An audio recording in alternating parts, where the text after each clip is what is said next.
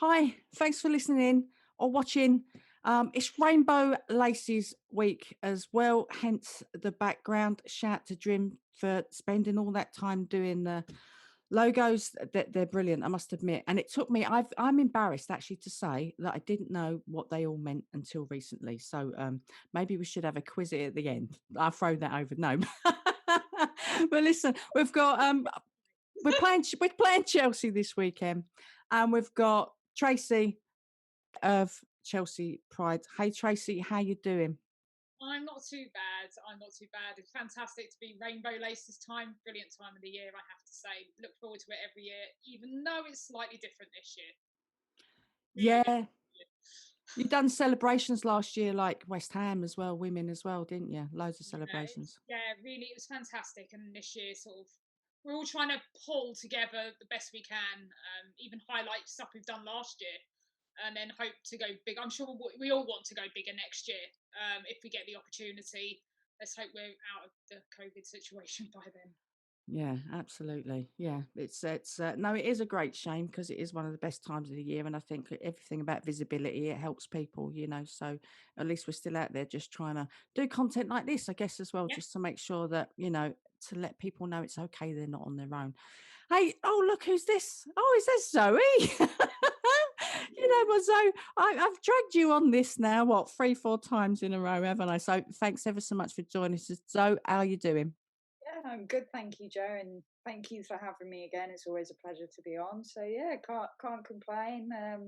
Lockdown two nearly over, so that's great. Rainbow laces, which is just I echo everything that Tracy has said about it. It's a wonderful campaign, and it's great to see it being so visible. Obviously, while we're still stuck at home. Totally. Yeah, all over social media, and there should be more to come this weekend. But listen, Trace, this is a really silly question to ask you. How do you think your season is going? Oh, how is our season going? No idea. Is it good? Is it bad? I'm not sure. I mean, let me think. 6 games, game in hand, 3 points behind the leaders, United. So let's say we win that game in hand. Top of the league, 19 goals, only three against. Yeah, I think we're going all right. To be fair, I think we're actually building steam. I actually think we're getting better with each game. I think it's been sort of a slow start, and I think everyone again still adjusting to COVID. I think teams are adjusting to no fans. I mean that's really difficult. People are obviously having COVID tests left, right, and centre just to go and practice. That can't be great for a team as well when they're trying to practice all of these. You can only go near so many players. That must be tough. But season wise, yeah, I think we're growing into it as champions. Hopefully, champions again. Fingers crossed. It's scary, actually, watching you. It's a joy actually to watch. That's the thing on the FA player. I always obviously I watch West Ham first, and then I do watch the Chelsea without question because you are a joy to watch. And yes, I hate to say it. Well, I mean, But there obviously any team where you've got a lot of the England women is fantastic to watch. So obviously, if your own team isn't playing, and the fact that the good thing is you can jump on the FA and watch the games. yeah, It's yeah. good though because you get to see talent from all of the teams, and there's some fantastic talent across the league.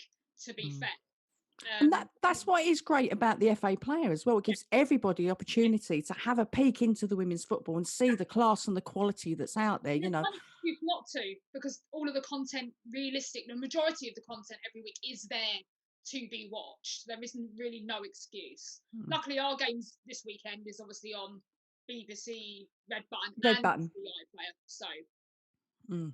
Yeah. Regular terrestrial TV is just brilliant. It's the way to go. Hopefully, we'll be fantastic able. for the game, and it gets more people would rather put it on a big screen than maybe watch it on an iPlayer on a computer or something. So actually, it means more people are likely to watch it. Yeah, Uh, yeah. I mean, I understand the game a lot more as well, Tracy. To be fair, I mean, I've been going for like 4 or 5 years now. Before we was in the WSL as well to watch the women. So, and I'm understanding it more and understanding more of the players, and I'm just loving every second of it, really. So, thank goodness now, as an elite sport, as the girls should be an elite sport. agree. Yes, but this is another 2-hour episode or show or whatever you want to call this, you know. Or We don't have enough time today.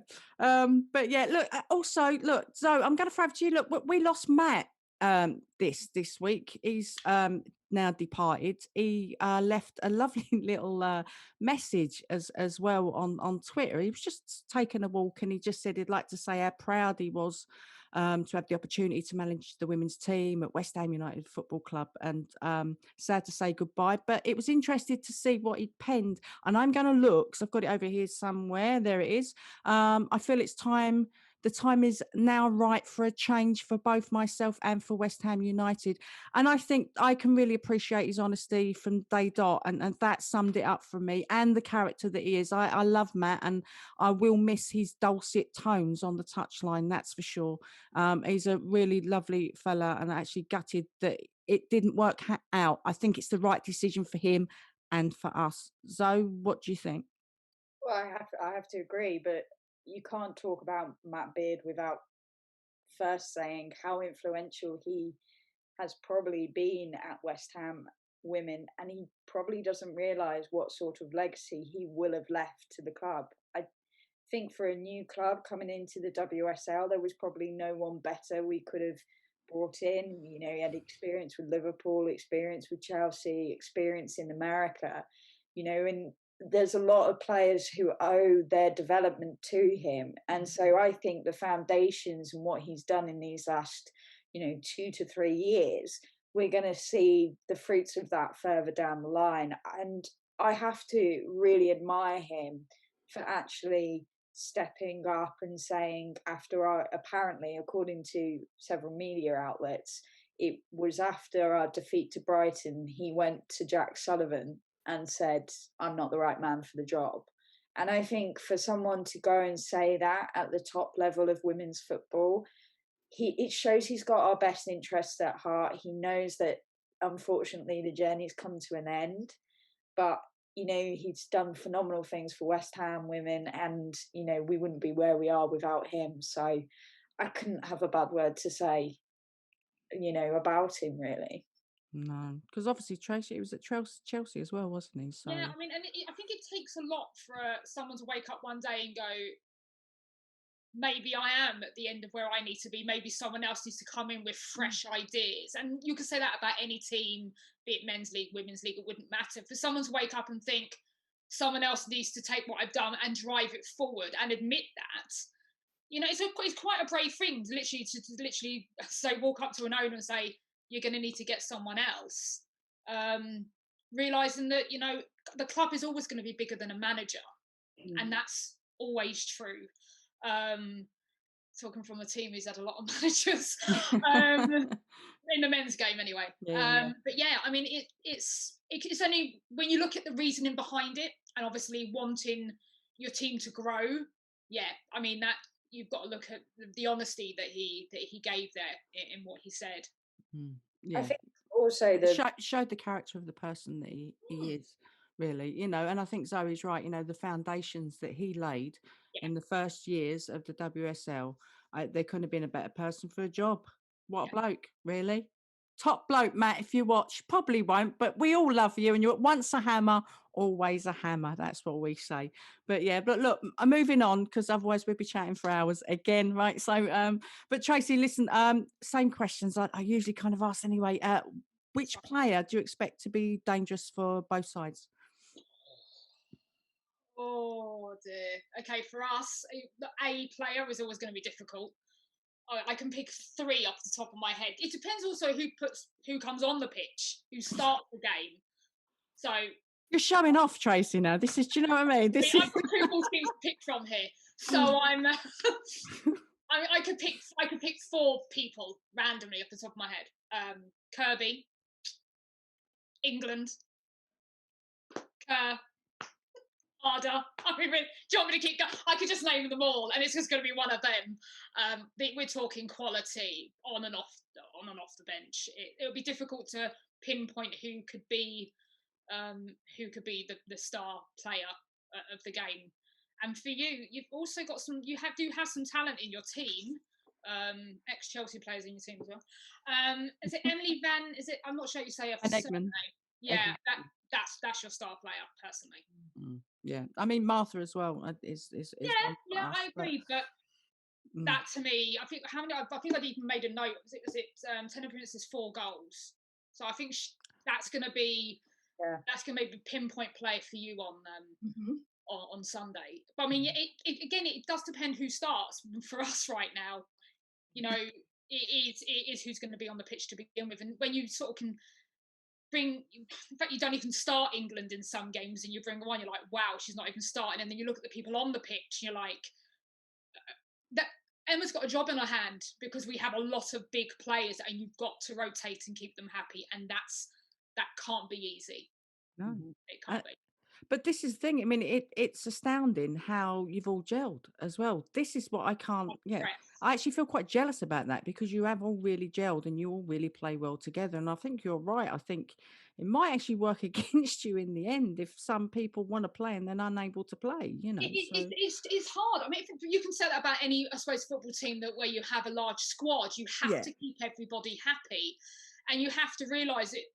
With so many games, obviously for us, you're having to think of things that Europe, you're thinking of cup games, you do need to think of team rotation. So for us, we have several pure talented forwards, I mean, and midfielders who play like forwards. And we have a really unique relationship in our team. Our team captain, Magda, and her partner on the pitch together pretty much every game. How unique is that? I mean, and that's one hell of a pairing of 2 incredible football players. I mean, from our point of view as the LGBTQ football supporters group, it's like a dream come true that you have that in our team. Visibility for that is fantastic. It's amazing. When I think back when I was younger, that who I had to look up to, you know, and now there's like, as you say, you know, a couple playing in, and they're not just playing; they are literally at the top of their game. They would be, I'd say, in the top 5 players in the world. The best. Well, I mean, yeah, I mean they are. I mean, several of our girls could be up there for some of the best players in the world. Okay, here we go. I'm going to stop you there. You know, this is meant to be about Chelsea and West Ham. Yeah. Thank you for that. Remember, you're a guest, Tracy, right? You asked. So Zoe, I'm going to throw the same thing over to you.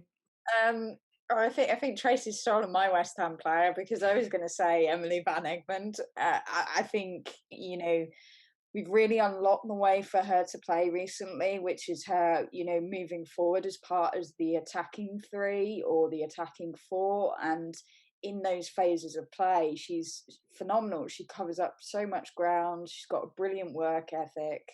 And she's been deadly when she's needed to be, you know, to get us the goals. And that's something we have struggled with the last couple of seasons. We tend to rely on a lot of players for goals, and Van Egmond seems to be the one at the moment, but she looks like she's enjoying playing her football. So yeah, I think she'll be crucial, and she'll have a height advantage on Sunday, which will help, you know, if we play well, that being the operative word. But in terms of Chelsea, I'm probably going to go for someone who is considered a mainstay of Emma Hayes' side, which is Maren Mjelde.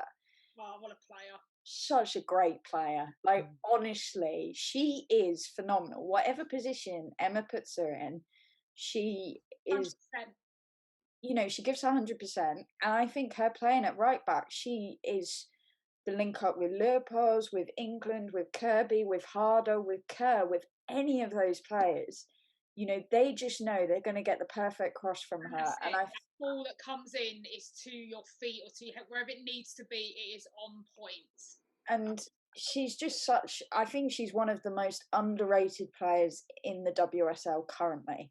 And I think, you know, obviously she captains Norway, and, you know, she's brilliant as a centre back. But I think to how she performs for you guys, I think when I look at the starting 11 for Chelsea, she's always the first name that I look for, because she's that important to you guys. Yeah, I mean, you tend to notice that our front line and maybe a centre of our midfield mixes quite a bit, but that back line is like, that is our back line. That's it. That's what you call a wall, right? That That is what doesn't you tend call to a wall. move. That's a huge bonus to us. I mean, yeah, you've got one player, as you said, who can, you know, come forward and play well. You know, where you're going to have Magda sat there. You're going to have Millie sat there, just like as a wall in front, hopefully doing our stuff at the weekend. Yeah. Well, yeah. No, but in all seriousness, I mean, she is one, as you say, she's one that I actually get excited when she's on the ball. I'm like, oh, what's she going to do? Where's she going to, you know, it's because, as you say, it is always on point, right? It is. So, you know, it's just, no, again, Chelsea, absolute joy to watch. I really enjoy watching them. Same as when I used to, like, obviously go and see the men as well. It was like, we used to lose like 5-0 or something to Man City. Everybody would be leaving the stadium. I'd still be standing there because I like to watch a good game of football. Never I left like to watch. early in my life. Yeah. Never left the game early in my life. But men's, women's would never leave early, even if it's not going our way. I'll still never leave a ground early. Can't do it. It's rude if you do that. You can't. You might as well go and boo your team as you're walking off. My own team. We both said that virtually in unison. This is getting scary. Right. Okay. Now, look, Emma Hayes. Listen, keep it short, right? Because I know what your fans are going to think of the manager, but yeah, just give us a snip. Yeah, a little bit. The best manager in women's football, period. End of. Oh wow, that's beautiful. Yeah. Yep. That's it. So that's, I think she's fair play. constantly proved that she is, and I think, you know, she wants to go out and win that UEFA Women's Champions League, and she's not far away from achieving that dream, you know, and I have a lot of respect for her. She's got her own opinion. She does it how she wants to. Yeah, she's a phenomenal manager. I think we're lucky to have her in the game. And I think in the future, we'll have her as an England manager. In the future. Way from now, in the future, we're keeping her for a long time. But in the end, I think future England. I mean, imagine having Emma Hayes as the England manager. I think that's the ultimate destination for her, isn't it? Really, I think she would be someone who could deliver us a trophy. Obviously, we've got the Holland coach coming in, and just quickly touch on this. But again, you know, phenomenal coach. You know, bringing quality. There's only so many times Emma Hayes can deny she's not in the running for the England job. Every time it comes up, we all cringe. Every time it's like, no, there's no England job. No, there's already, like, we panic because obviously we don't want Emma to leave ever. But the prize is that Women's Champions League. That's it. That's why we've got this team that we've got. That's what we've built the squad that we have, because that's the prize. That's what we want to win. And I think if you love women's football in this country, you want to see an English team picking that up, regardless of who you support. Even Chelsea, yes. Team. You want to see an English team at least winning it. Yeah. And preferably it's us. Absolutely. No, 100%. 100%. I want to see Chelsea go all the way, and I want Emma Hayes. Well, do you know what? Emma Hayes, she's having a cab it's in production at the moment, the cab, but there's a cab ready and waiting for her soon to take her all the way to the road to the England manager's job. I've absolutely no doubt. I'd bet my house on that. I really would. For sure. I mean, yeah, as you say, it's got to be written in the stars, to be fair. Yeah. Stars are far away right now. Yeah. Might not be that far away, but with Tracy, yeah. But listen, I'm going to go over to you, Zoe. Right, first goal scorer of the weekend's match. But you could be honest as you like. This is what this is about. This obviously all depends on who lines up. Who lines up? Yeah. That's it. That's it. That is the problem. Yeah. I'm gonna go with. I think. Is it Leopold's? Okay. Yeah, I'll go for her. I think she can score a worldie from midfield, so just go with her for a change. She's a very good player, so Yeah, for me, this is a bit trickier because I'm thinking, who did we play last time? Who are we going to bring on? What combination is going to be on the pitch? There's still some players I think could still give more and do more than they have right now. And this is the sort of game, hopefully, where they like, okay, we can really, really get into this team. Sorry. No, don't apologise for being. I think I think Kerr, if Kerr starts, personally, I think Sam. If Sam starts, then yeah. It really does vary on who's going to be on the pitch. I mean, to be quite honest, Millie can smack them in from way out. So to be quite honest, all of our team are quite capable of scoring. And we if you look at the scorers in our team at the moment, there's lots of players who've got one or two because goals can come from everywhere, which is nice, great quality to have. But when it comes to sort of predicting goal scorers, it makes it really difficult, to be honest. So. But it's a great dilemma to have, though, isn't it? Really, who's going to score for so? No, well, who's going to be on the pitch? Yeah. Take this one off, put this one on. They're likely to score. Yeah, of course, it's a fantastic thing to have. But it does make trying to guess who's going to score harder. To be fair, or it could be harder scoring. So yeah, we'll have to wait and see. I have no idea. It's such a difficult one, isn't it? It really is. It really Dilemma. is. It really is. I mean, I'm concerned about the weekend. I can't lie. Of course I am. Matt's gone. We did. I'm going to say it, Tracy. It's okay before you get in, but I know you're all right. You wouldn't. The 8-0 debacle, as I call it, from last season. I was there with my flag. You're going to bring it up, but now you've mentioned it. I think we have to. Like arted like the seas. Like seriously, I mean. I don't honestly, I really don't know if I can face watching Sunday's game because of the defeat we had last year. Look, we were lucky enough to be at a pilot event and we got smashed 9-1 by Arsenal. I really don't want to have another day like that.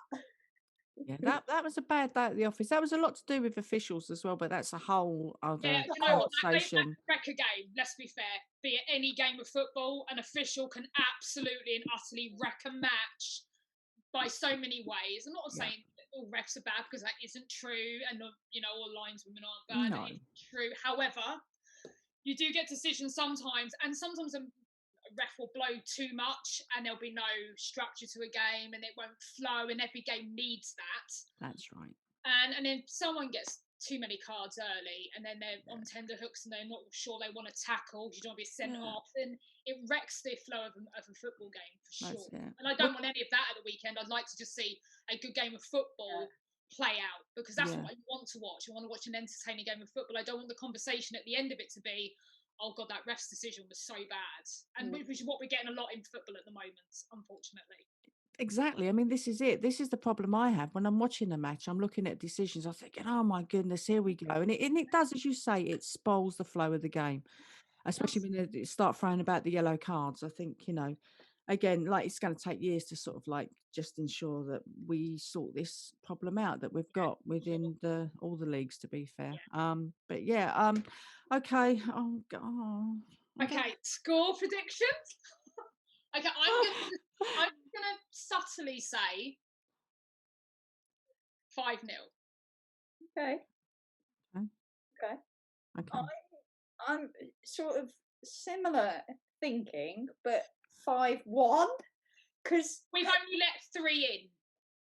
Because we did last season when you came to Rush Green, we took the lead and you ended up winning 3-1. So I know that in this group of players we can go up against you.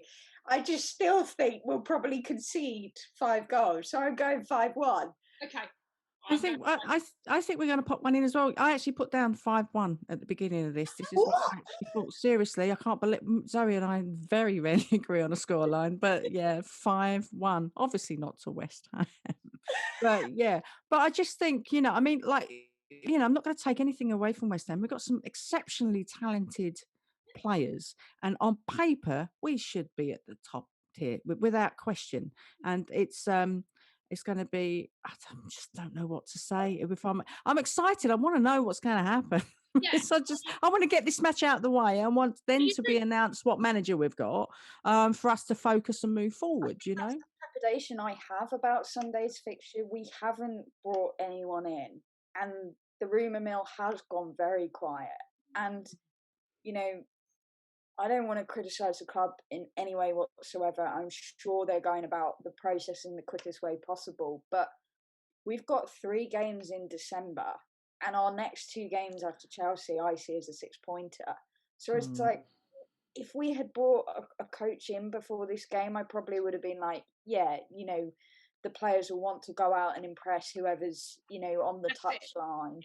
yeah. And whereas New manager comes in and everyone ups their game. Let's be yeah, honest. exactly. Everyone does, because you want to be that person who gets picked for every single match. So instantly there is something to really prove. And because everyone starts with a clean sheet when someone new comes in.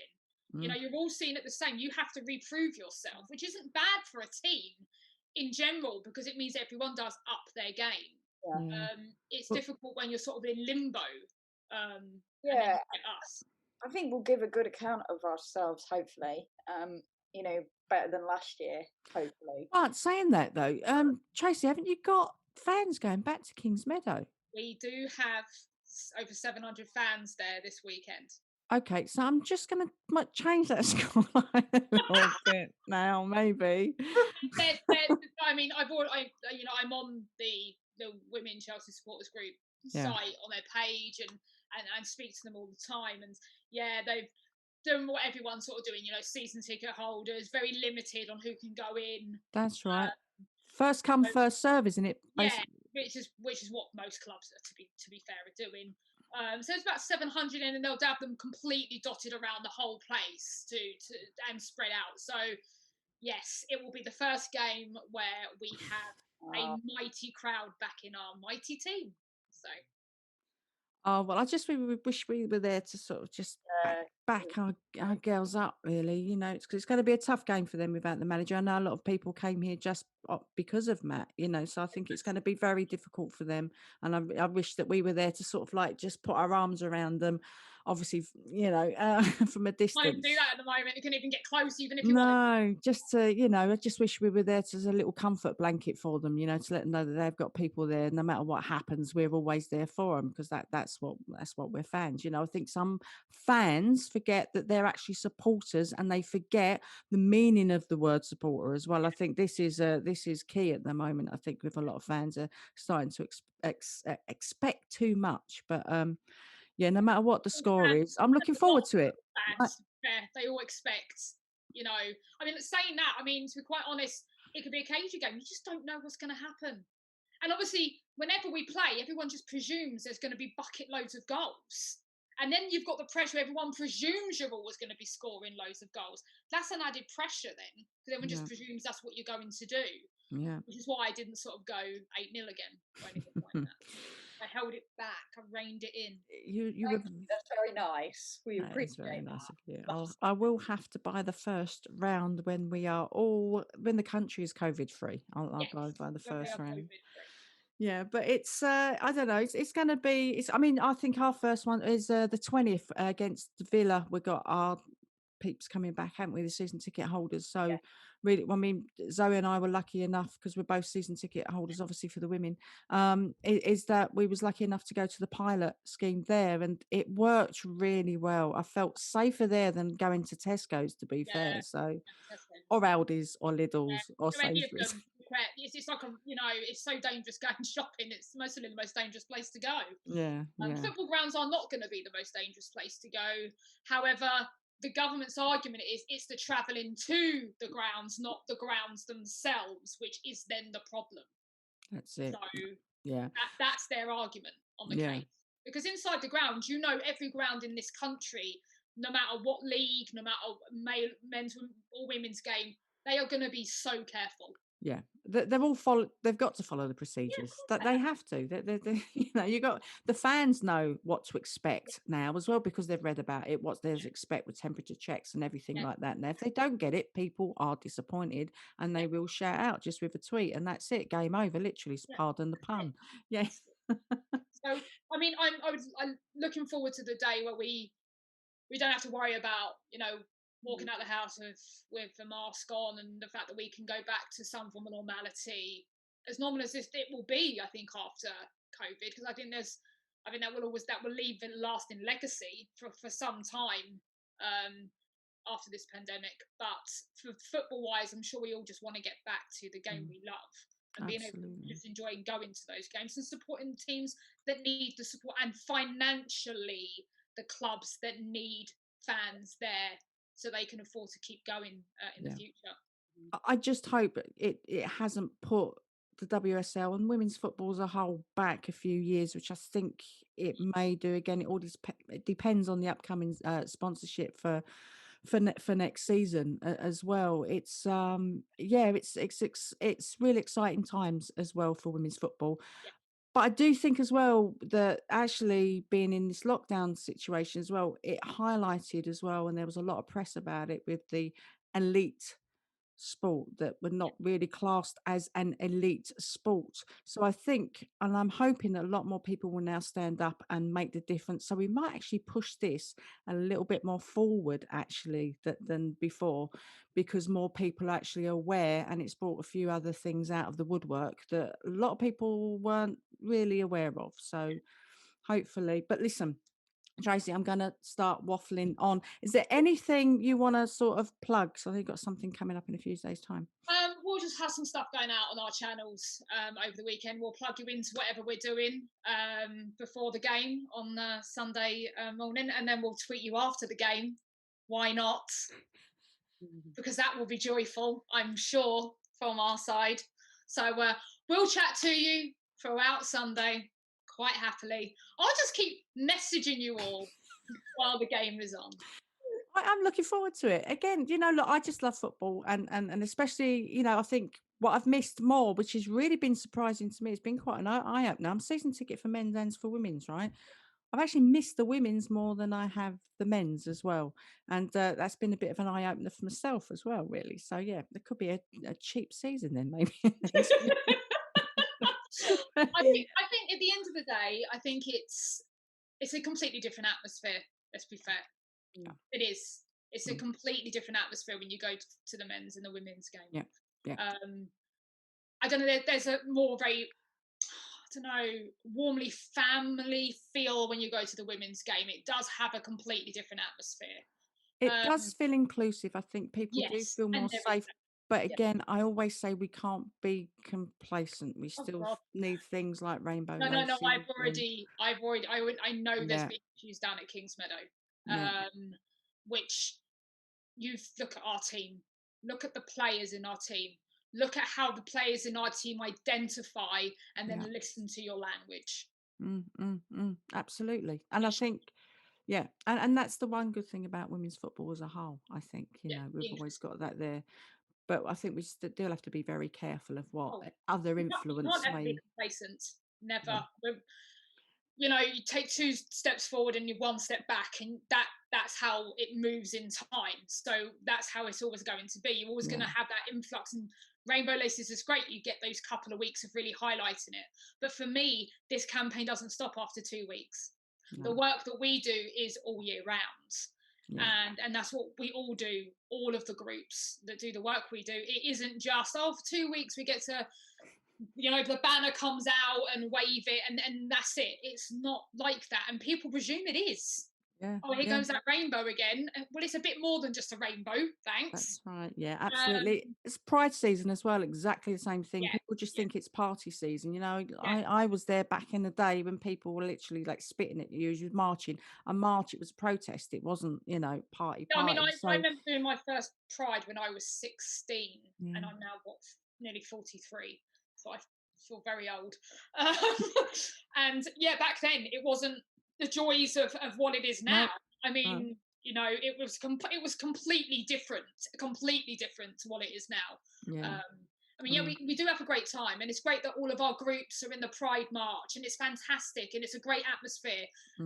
The banter that goes between all the groups is brilliant, and that's one thing I do love about this. We're all rivals, yes, with our teams, but we're all fighting the same cause in everything that all of us do, which is where actually we're one big community, and But that's this is very important. totally. We are all under the rainbow flag. No Yes. matter which other one you stand under, we're all under the rainbow flag because again, it's for the good of the cause. And I think for West Ham women as well. I mean, what when I first went to as the Pride of Irons co-chair, we had got another flag to stand up, and I thought, is this really necessary? Do we really need this? But actually, yeah, we really do. And it was really nice to have one of the young girls come out because they felt that they had support. Now, if we hadn't have been there with our flags and part of the community and say like you come join Pride of Irons, obviously you don't have to be like gay or whatever to join us. You can be straight, you just need to support West Ham and be an ally. Allies are more important than anything else at the moment, I fear. But they're actually more important than it sounds weird, but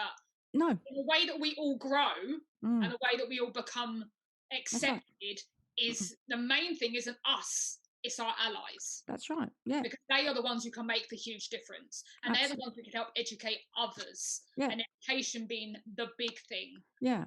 It doesn't matter how much you and I and Zoe all talk about this. It's conversations that other people then take away with them and have that are the important ones. So then, and look, we all know this. Again, look, this conversation, I knew this was going to go elsewhere. Did we do our goodbyes? I can't even remember. Zoe, do you want to plug anything? Just obviously, certainly from our side, the West Ham United Women's Supporters Club have a few things coming up in December, one of those being a quiz. So just keep an eye on our channels for all the details about that, and it'd be great to have so many people involved. Great stuff. And I've got to get a move on because we've got 20 minutes before, because obviously I'm recording this on a Monday night. So team's just about 20 minutes. We're about to play Villa. So I'm going to have to shoot off. But Tracy, brilliant. Thanks for coming out. It was really nice meeting. I'm glad we got a chance to meet just before lockdown as well at a women's event, funny enough. So it was really nice to have met you then as well. And again, it's so I just see Tessel Middag sneaking through the back there. There's just thanks for joining us. Zoe, again, thanks as always for dropping by. I'm just really looking forward to the match. It's going to be great no matter what the score is, and we'll always support our West Ham. Should be a great event. Fans back for the first game as well. At least it will give the game a lift here in France. Yeah, absolutely. That'll be great for the day. So great stuff. Look forward to a great weekend of women's football. Yeah. But I'll throw all your information's down in details. But listen, thanks for listening in or watching in. I actually forgot we was recording this. I just thought I was having a Zoom chat with a couple of people that I know. But no, so sorry if I've waffled on because I usually do anyway. But thanks awfully for listening. Please do subscribe so you don't miss future waffles, etc. And enjoy the rainbow laces. Thanks. Bye.